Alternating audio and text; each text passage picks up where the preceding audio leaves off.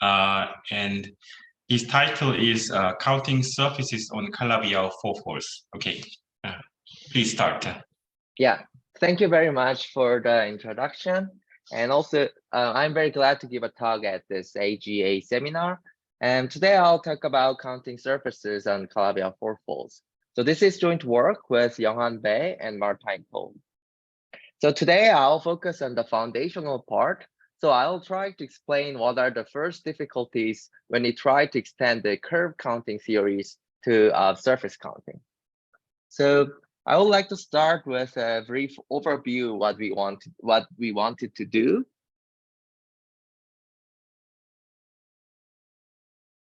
So we start with the Calabi-Yau fourfold X. So in this talk, Calabi-Yau fourfold will always be smooth projective fourfold with trivial canonical line bundle. So this will also include hyperkähler fourfolds and abelian fourfolds. And we fix a cohomology class of the following form.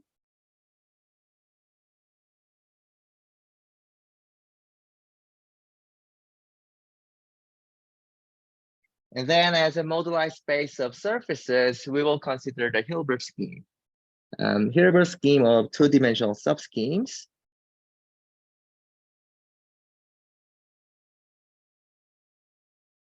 With this fixed term character V. Then this is a projective scheme. And we can view this Hilbert scheme as moduli of ideal sheaves. Then we have a natural obstruction theory or a derived enhancement. And however, the standard way of constructing virtual cycles of Li Tian and Ferrand-Fantecchi does not work in this setting because this obstruction theory is not two-term. Or derived algebraic geometry perspective, this moduli space is not quasi-smooth. However, there is also a new type of virtual cycles introduced by Borisov, Joyce, and O. Thomas.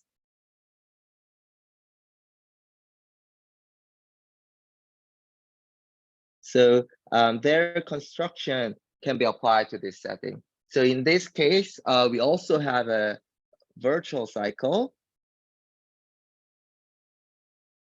as a algebraic cycle class in the Char group,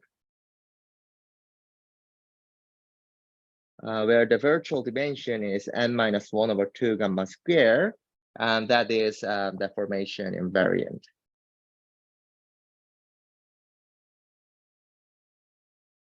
Actually, there is some technical subtlety in the deformation invariance for fourfold setting, but today I'll just ignore that issue and assume that it is deformation invariant. But if any of you are interested in, and please ask me at the end of the talk. Anyway, today I'll assume that it is deformation invariant. So we have a nice moduli space and a good virtual cycle, so we can define a surface counting invariance. So you may ask, what are the problems? There are two main difficulties.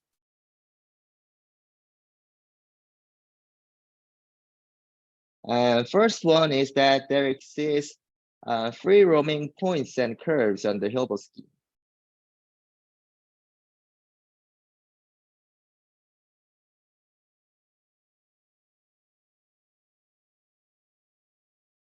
Because this Hilbert scheme parameterized two-dimensional subschemes, they could also have a zero-dimensional or one-dimensional components.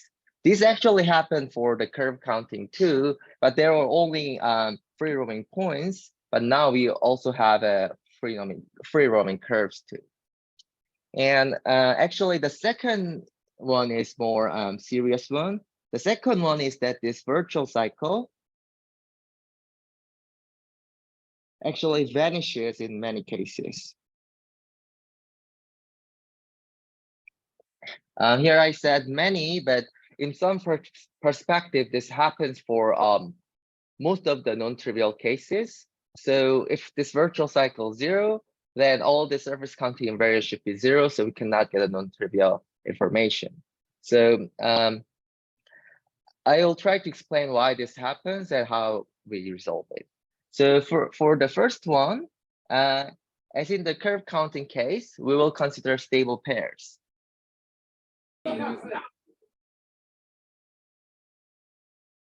So we introduce the following definition.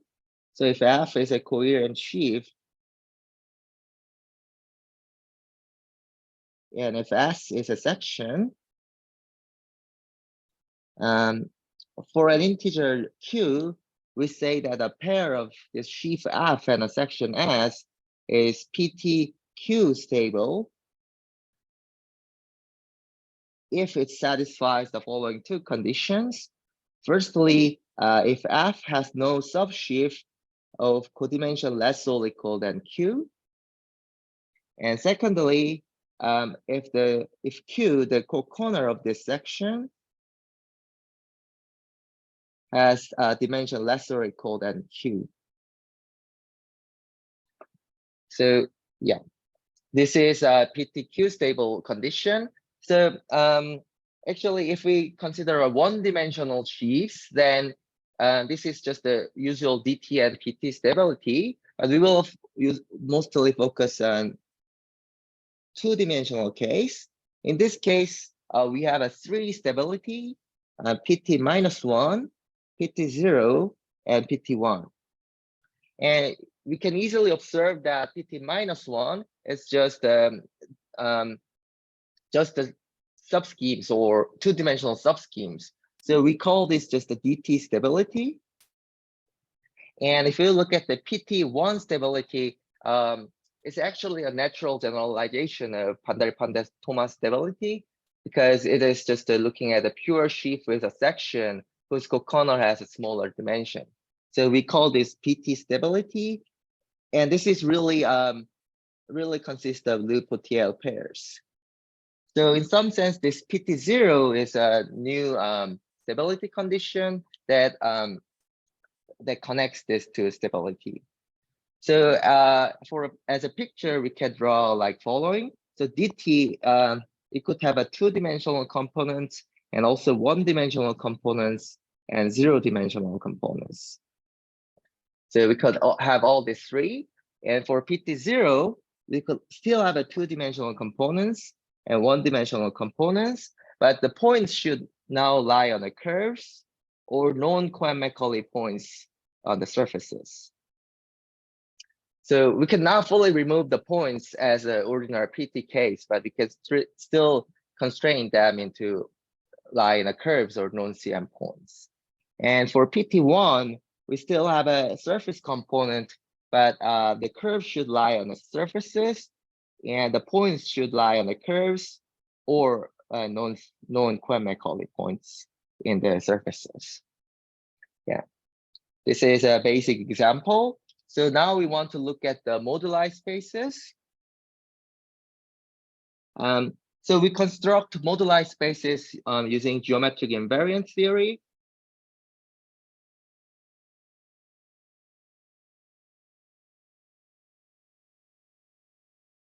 So our first result is that there exists some projective scheme and an action of a projective linear group. And we can find three linearizations.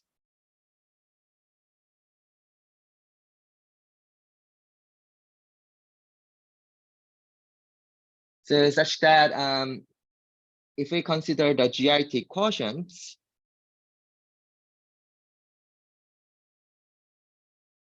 in this case, there are no strictly semi-stable sheaves and no trivial stabilizers. So it is really the quotient stack. And in this case, they are fine moduli spaces of PTQ pairs on X with this fixed Chern character V. So we will denote this moduli space by PQVX.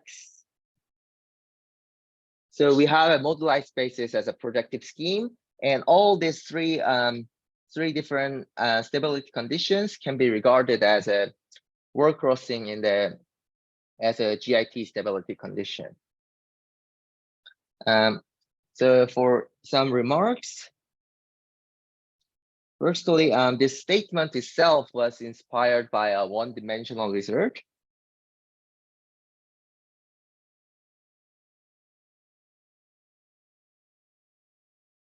Given in Stoppa-Thomas. So yeah, they show that in this curve case, there is this DT stability and PT stability can be connected by this GIT coursing. And secondly, to prove this theorem, we use the arguments of Le Potier.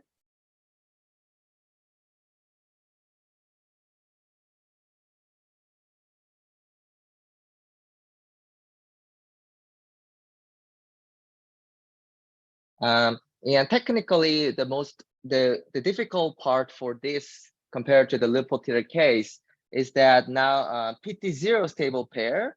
If we have a PT0 stable pair, then the underlying sheaf is not pure, so we cannot use the techniques, some boundedness techniques in Le Potier. So we need to develop some fundamental results. So that was the most difficult part for theorem A. So now, anyway, now we have a nice modularized basis. So to get the obstruction theory or drive structure, yeah, there exists a natural obstruction theory as pairs, but this does not give us a virtual cycle. So we also want to use a the obstruction theory complexes. So we will consider the modularized space as a substack of modularized space of complexes. So our next result is that if we consider the following map,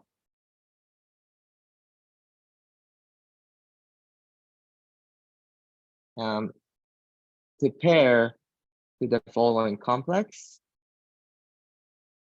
let's say this complex I, then these are open embeddings. And moreover, there exists the images are Bayer's polynomial bridge length stable objects for some stability conditions.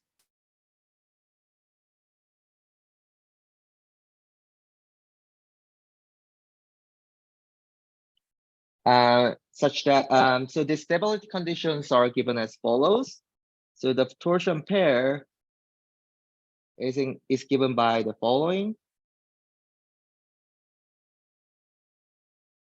And the three stability vectors are given as the following diagram.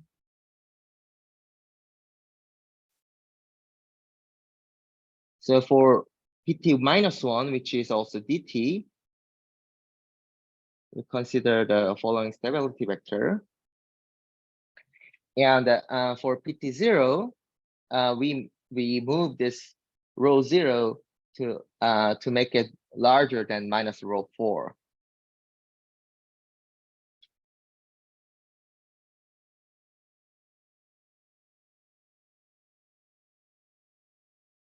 And then for PT1, we move both rho 0 and rho 1.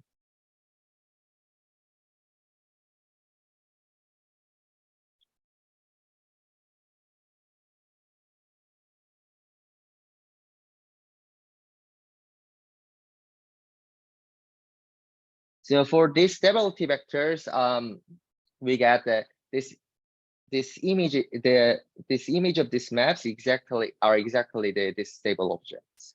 So we can also view this as a word crossing in the stability in the derived category. So I would like to make some remarks. So firstly, this first part of the statement are obviously inspired by Pandari-Thomas result. And then the second part is connection to this polynomial bridge length stability as inspired by the work of Golampo-Jiang Lo. And also they actually proved first that theorem B holds for PT1.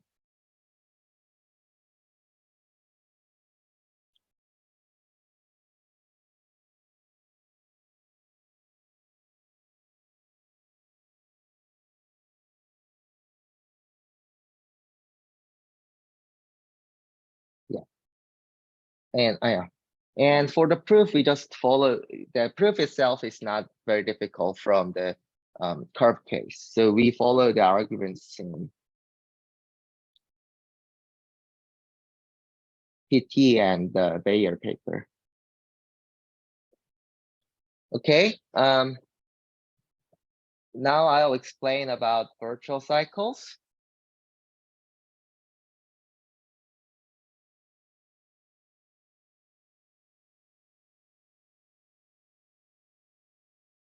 So I'll briefly review the Ultima's virtual cycles for our moduli space of PTQ pairs.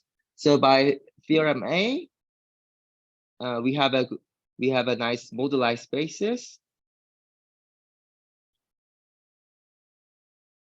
for these PTQ pairs, and then by theorem B, we have a derived structure.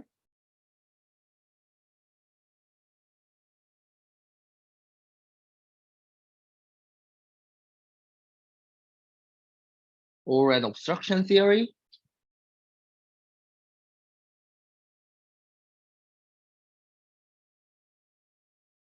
Such that the tangent complex or virtual tangent complex in the classical language can be described as following.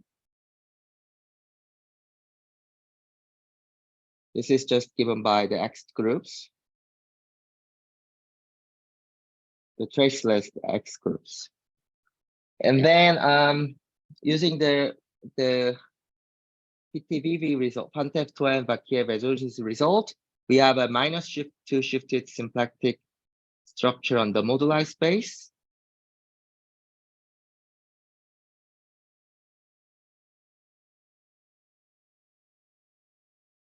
And using the result of Brav-Joyce, we have the following local model for this moduli space. So we can find some smooth scheme of dimension x1. And we can find the orthogonal bundle or special orthogonal bundle of rank x2 and an isotropic section. And locally, this moduli space looks like the zero locus of this section.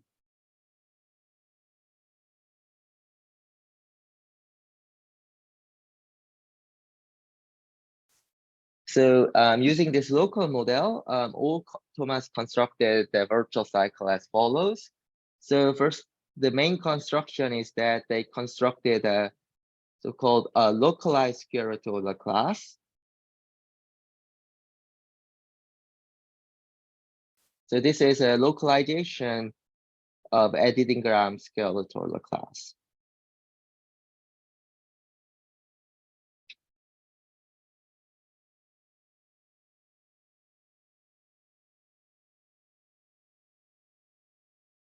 And then they also prove that this can be glued globally. So there exists a natural gluing.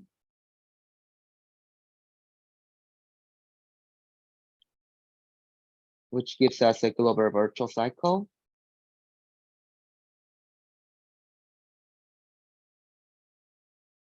And this using the intrinsic normal cone of Arendt Pantek.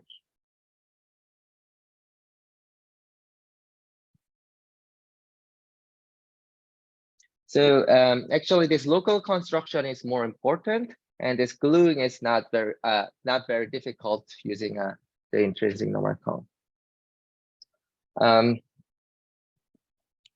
So now I'll try to explain about the second part, why this Ultima's virtual cycle vanishes. So yeah.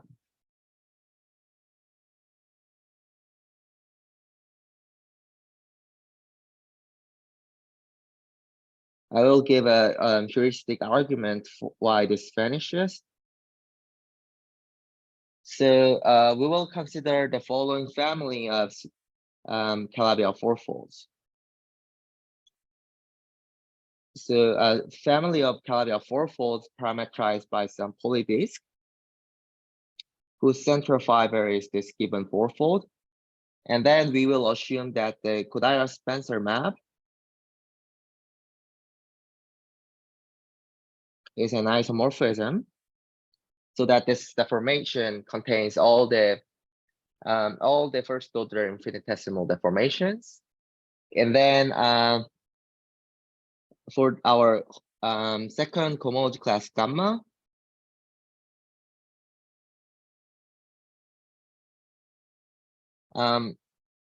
because this projection map is topologically trivial, there exists unique locally constant lift called horizontal lift. So each point in D, we can assign a cohomology class in a locally constant way. And then we will define the Hoche locus as the following. So this will be the locus in the base, such that this horizontal lift is Hoche class. So generally, this geometry of Hoche locus is believed to be very difficult. But one thing we know easily is this tangent space. So this is a result of Bloch. The tangent space of Hoche locus is just the kernel of the contraction map.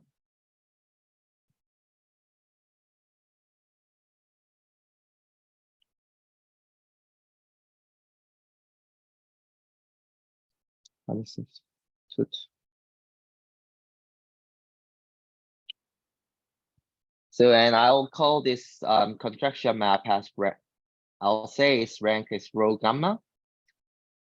And then now using this Hoche locus, I can explain why this virtual cycle vanishes. So in this family, we can also consider the family of Hilbert schemes, or more generally, this PT-cube pairs.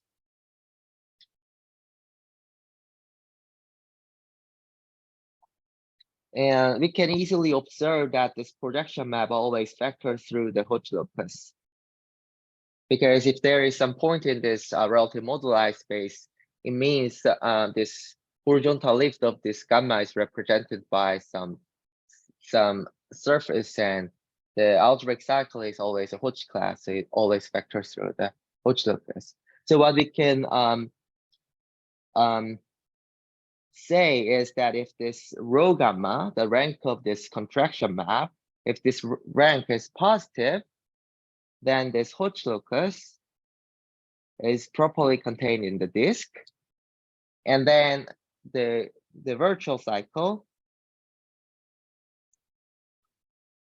will vanish by deformation invariance.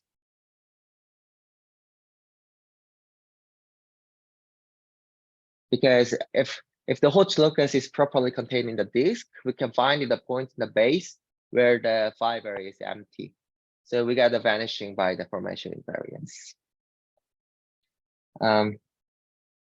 So before explaining how we resolve this, I think that it's good to give a motivating example.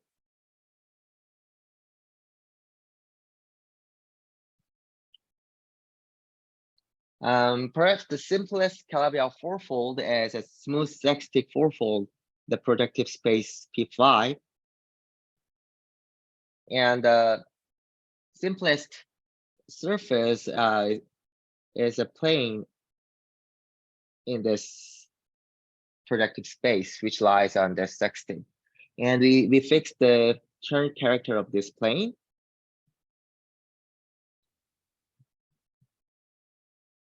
And then even in this simplest case, we get a vanishing of the virtual cycle.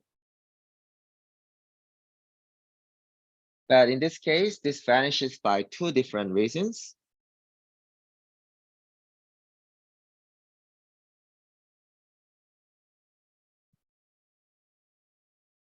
The first reason is that, as I explained in the previous page, if we look at the rho gamma, and if we compute this, that this is 19 in this case. So the codimension of the Hodge locus is 19 in this case. So it's positive. So we get a vanishing by deformation invariance.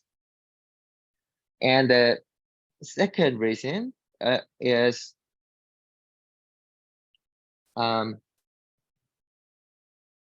if we look at the virtual dimension, if we just compute the virtual dimension, in this case, we get the -19/2. So the virtual dimension is negative. So there is no negative algebraic cycle. So the virtual cycle obviously vanishes. So, but as you can see, there are we can observe this. There's two different reasons of vanishings, but we can see the same numbers 19. So so from this example, we wanted to remove this 19 simultaneously. So these two different reasons of vanishing could disappear. So this was an important example for our research. So now I'll explain how we try to resolve this vanishing issue.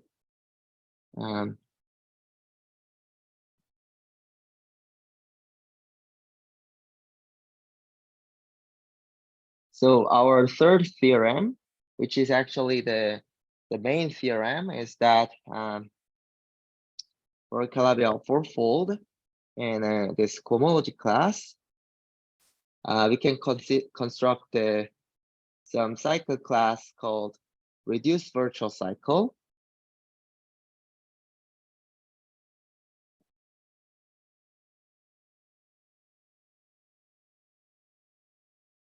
So here, this m-1/2 gamma square part is the virtual dimension, and the reduced virtual dimension is increased by 1/2 rho gamma.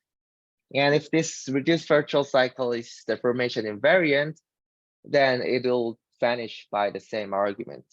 So we cannot expect this to have deformation invariance, but this is deformation invariant along the Hodge locus.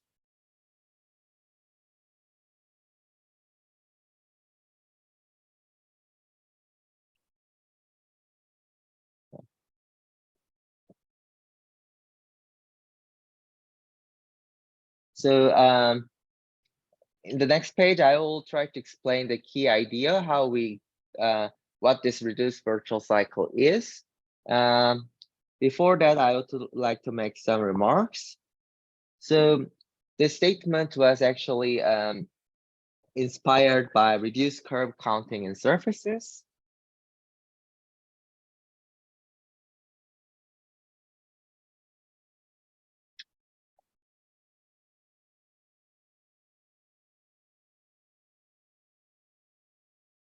So of Malik Pandari Pandit Thomas and Kuhl Thomas. So if you look at this contraction map,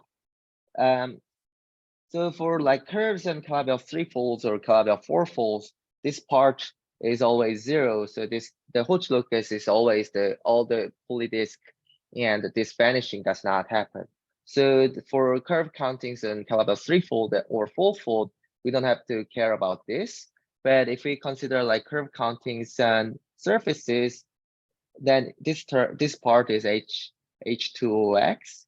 So for example, for K3 surfaces, we always get a vanishing, and for general type surfaces, we sometimes get a vanishing, depends on the curve class. So that case, this already happened. So they considered reduced virtual cycle in that cases. But one difference with theirs is that their main technology is to use the algebraic twister method. This algebraic twister method does not work in this fourfold setting.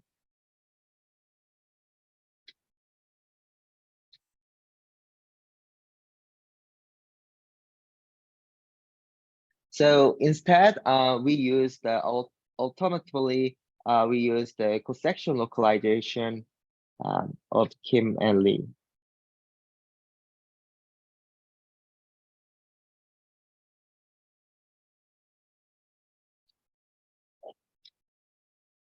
So then I will try to explain the key idea. Are there any questions so far?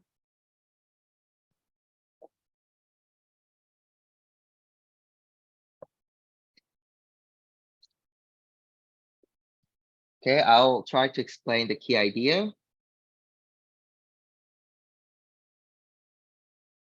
So we first look at this contraction map.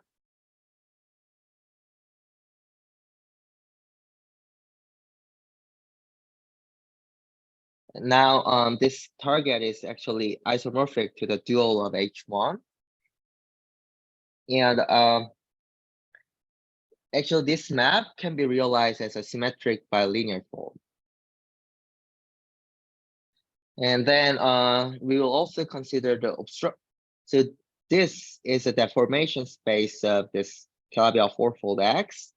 And this map is a obstruction of deforming Hodge class gamma. And then we consider the obstruction of deforming the perfect complex I. So I is the perfect complex for any PTQ pair. So this given by there is obstruction map. And there is a map connecting these two obstruction maps called semi-regularity map. So this was constructed by Bloch and Boukweis-Flener.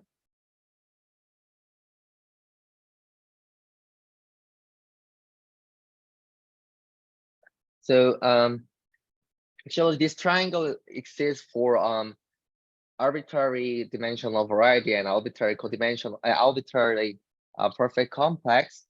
But interesting thing about this two surfaces on Calabi-Yau fourfold is that this has a symmetry.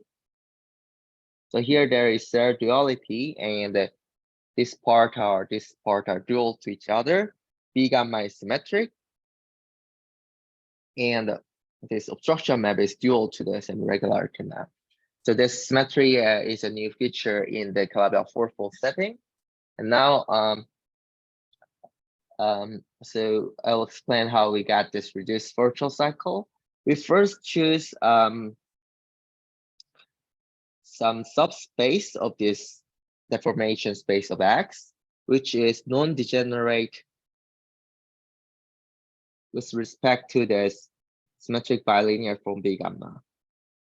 And we will assume that this has a maximal rank, so that the dimension is equal to the rho gamma.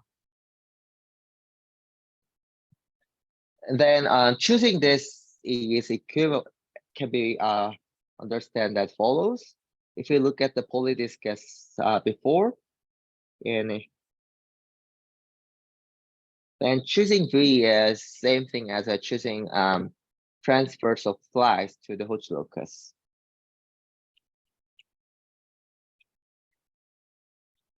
Then we can easily observe that the composition map of this obstruction with V is injective.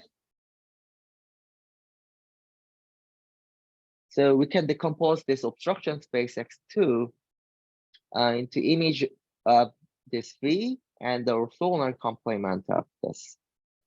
And the key idea is we want to view this part as the reduced obstruction space.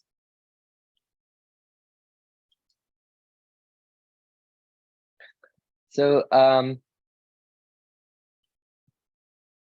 how if we look at the local model again,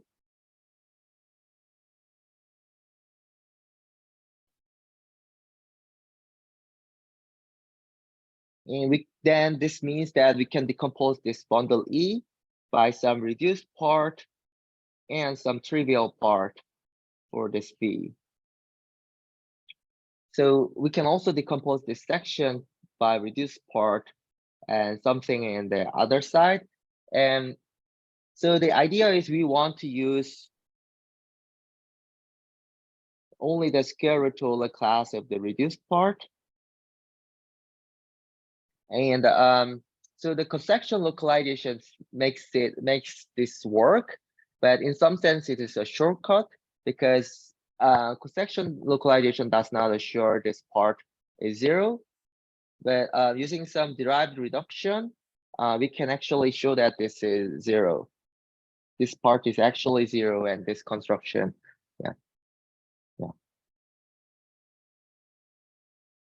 works.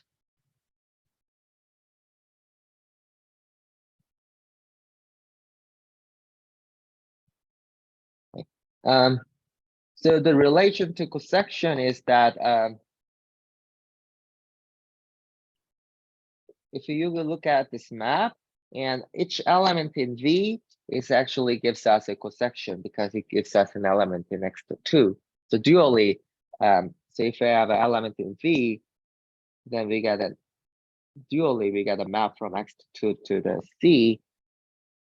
So this gives us a cosection, and the cosection localization allow us to use this part as a reduced obstruction space. So then, because this bundle has a rank smaller, rho gamma smaller than the original bundle, the virtual dimension grows by increased by the half of rho gamma, and we are not looking the obstructions in this transversal direction. So we only get the deformation in the Hodge-Lopez direction. So basically, this is the key idea. Okay.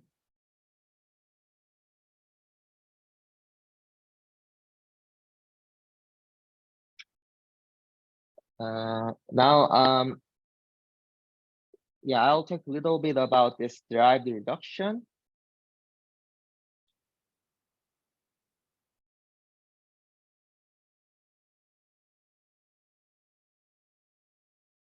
So we actually show that not just constructing a virtual cycle, we also show that there exists some derived structure with a -2 shifted symplectic structure that gives us this reduced virtual cycle. So yeah, that's the next result. There exists some -2 shifted symplectic derived enhancement. Let's write this the QXB reduced such that resulting virtual cycle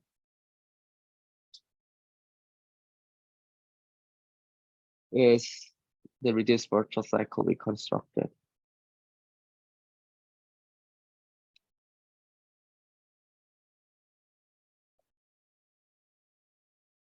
So I'll just briefly explain the steps for proving this part. So the first part is that so the important part was using these cosections, and in the perspective of derived algebraic geometry, they are naturally -1 shifted one forms. So it's not a really equivalent notion, but it is usually most of the cosections come from a -1 shifted one form. And the first step is that to show that it can actually come from a closed one form. So cosections, let's say this cosection alpha psi, let's say sigma psi. Section sigma psi can be enhanced to -1 shifted closed one forms. So the first step is the most difficult part for proving theorem D. So we generalize PTVV's integration map. So PTVV define integration map for Calabi-Yau varieties. We extend this to arbitrary varieties, and yeah, express PTVV's integration map by our integration map with a copying map with this Calabi-Yau form. And then this allows us to define some hat product on the mapping stacks. So this cosections can then realize as some hat product and then we can see that each terms can be enhanced to a closed form. So yeah, this is the most difficult part. And the second step is that actually this all -1 shifted closed form forms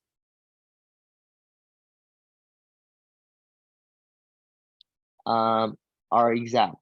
So we call this we call this derived Poincare lemma, but yeah, it does not happen locally. Even globally, we can find some -1 shifted functions.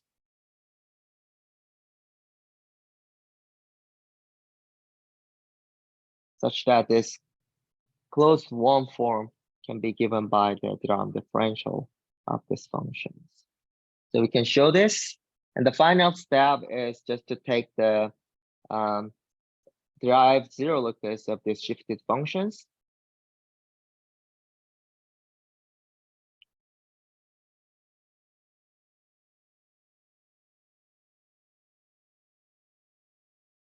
And then because this is -1 shifted functions, it does not change the classical truncation, but this change the obstruction or the second term of the tangent complex just by removing this 3 term in the obstruction space. So we get the obstruction theory we wanted. So this is the basic strategy. And now I'll explain why the reduced virtual cycle we constructed are at least correct in some cases. So we consider some situations where this works well. So for that, we need to introduce some definition. So this is due to Bloch and Boukweis-Flanner.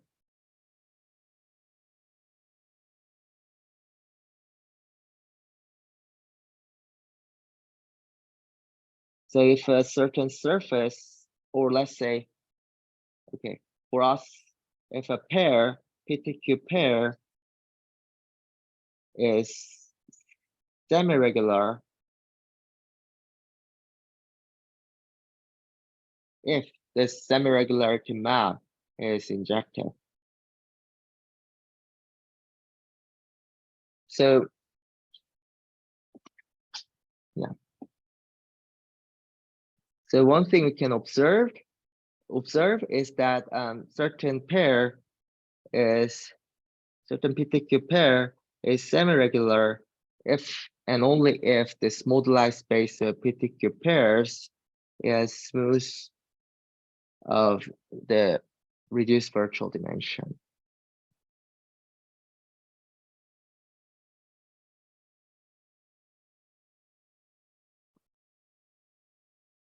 So yeah. So in this case, the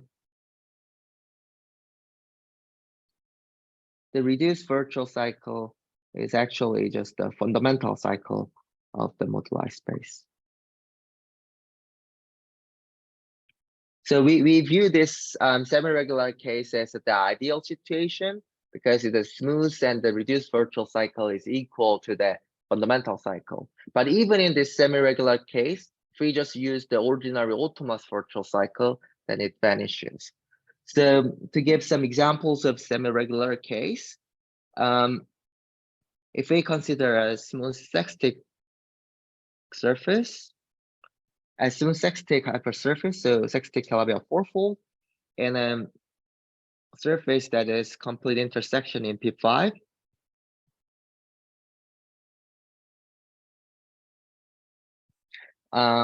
then this is always semi-regular.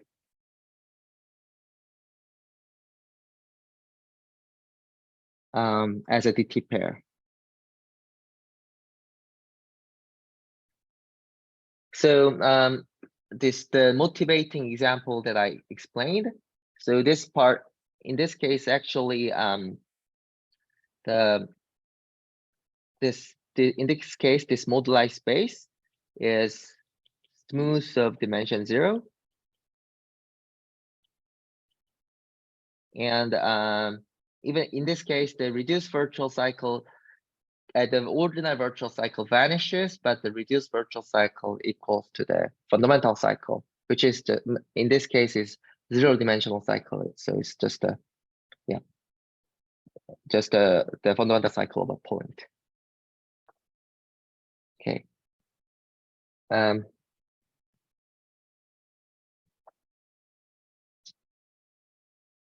Okay.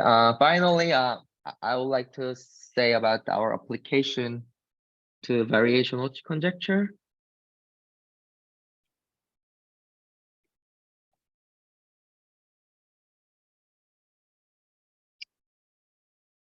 So let's recall what the Hodge conjecture is.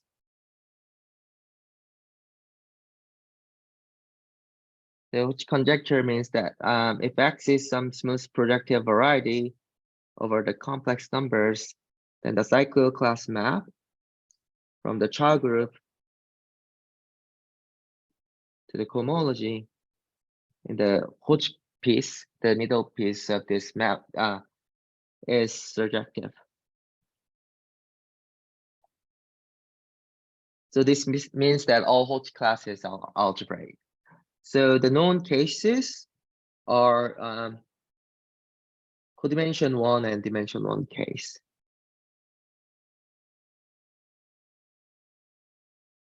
Yeah, codimension 1 case is just the Lefschetz-Volmar theorem, and dimension 1 case follow from the Hard-Lefschetz theorem. And the next case is so codimension should be greater or equal than 2, and the dimension should also be greater or equal than 2. So then it is next case is 2 classes in surfaces, and that is still open.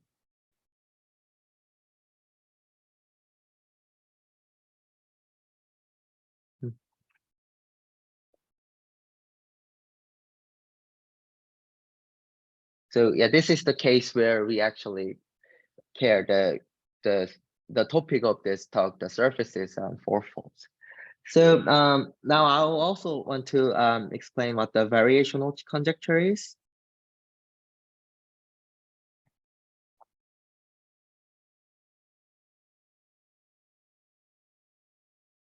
So this was introduced by Grothendieck. So similarly, we start with a smooth projective variety and Hodge class.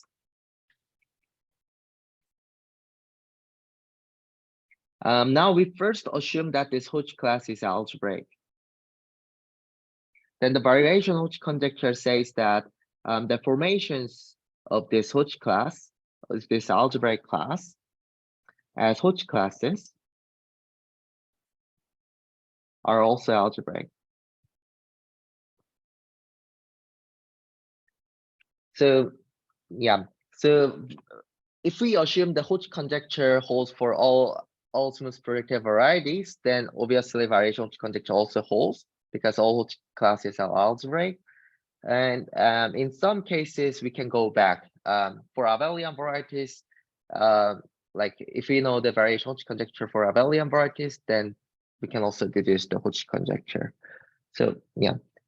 Anyway, the good thing about variation Hodge conjecture is that we start with an algebraic cycle. So in this case, if we look start with some random Hodge class, then it is hard to detect whether it's algebraic.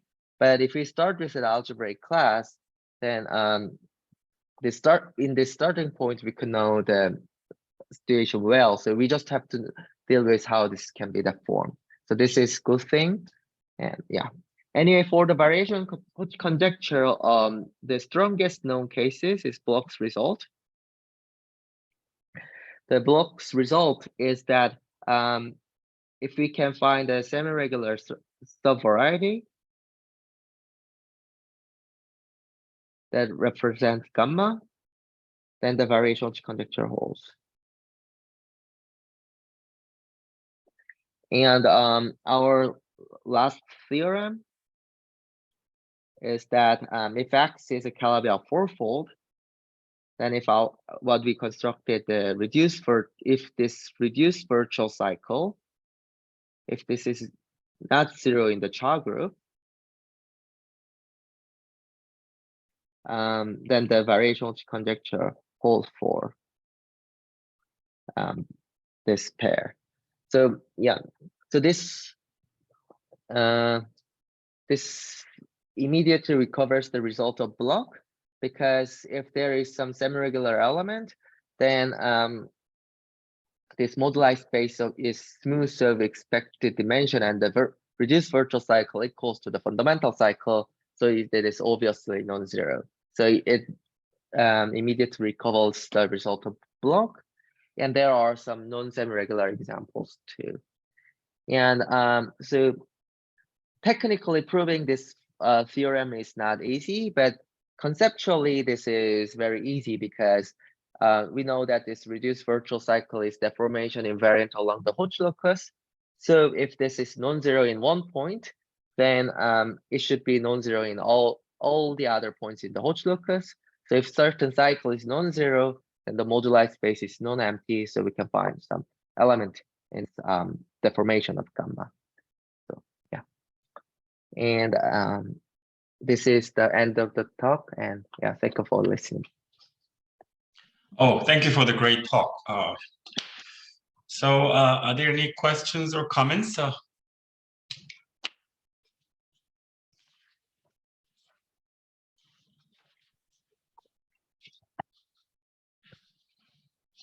So may I ask you a technical question?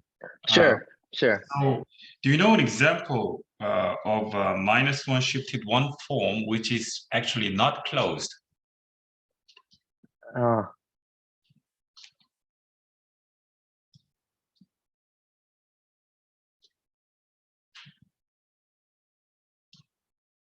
Yeah, I think I can find one. Yeah, there is like example of example in Malik Pandaripandet Thomas paper appendix, where there is some cosection, but cone reduction does not hold scheme theoretically, only set theoretically. But if in that case, this cosection can be given as a -1 shifted one form, but if it is closed, then the cone reduction should hold scheme theoretically. So I think there is example.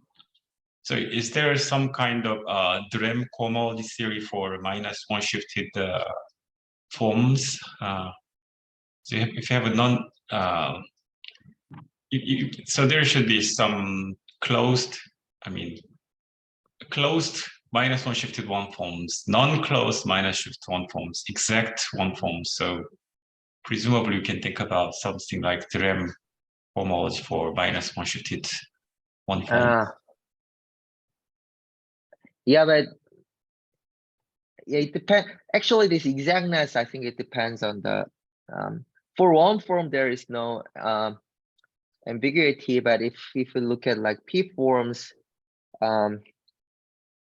we can look two different ways of looking at exact form. We can look at Drem differential of P-1 form, but we could also look at some maps from cyclic cohomology. So there's two different notions. But anyway, like if we just focus on the one form, so closed one forms are always exact. So in this sense, what that kind of Drem cohomology for here is, it vanishes. Yeah. So I know. Okay, thank you. So are there any other questions or comments? Yeah, so could I ask a question about the last theorem? The last theorem. Okay, yeah, sure. So if the Calabi-Yau is so sextic Calabi-Yau inside P5, so do you have any explicit examples of gamma which satisfy the sufficient condition in theorem E? But like there are many semi-regular cases.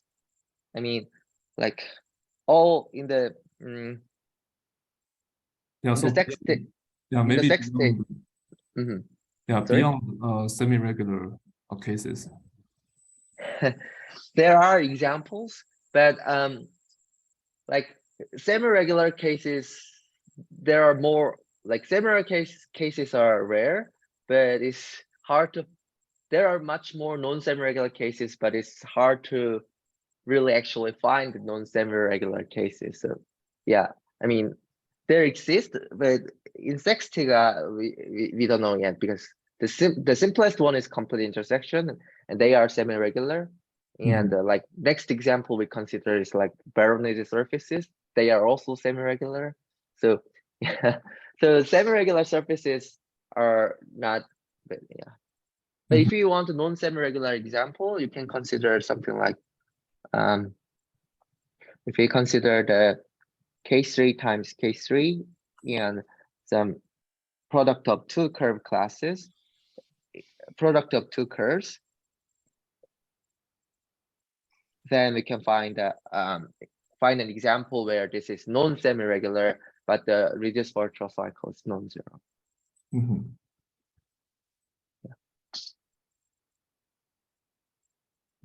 Thank you. Yeah. Any other questions or comments? Okay, so if there's not, let's thank Hyunjun for the great talk. So I heard that this is the last seminar of the online AGEA seminar series. I think I should, I think on behalf of all the participants of this seminar, I should thank the organizers of this seminar series who worked very hard for the seminar series. Let's thank the organizers for their hard works.